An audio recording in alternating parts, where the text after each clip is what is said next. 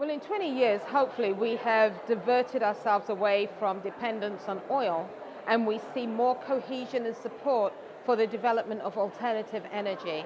We've got wind, we've got sun, we've got water, we've got all of the resources that are necessary to not just build for ourselves, but also to export to the world.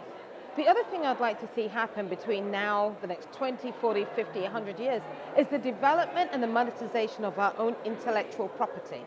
We live on a vast continent that has so many natural resources, but the governments that run most of these environments haven't even figured out how to connect the dots between the education required to take the resources and make something that can be replicated in a sustainable way and can help the rest of the world and not just ourselves. In 100 years' time, governments should have changed.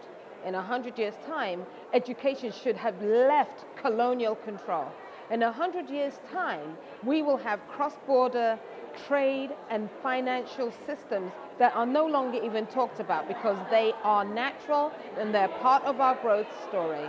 In 100 years' time, I hope that Ovamba will have become one of the institutionalized, consistent aspects of growth and the definition of where we need to be. It's been really exciting to start building this from an idea and to speak here at TED.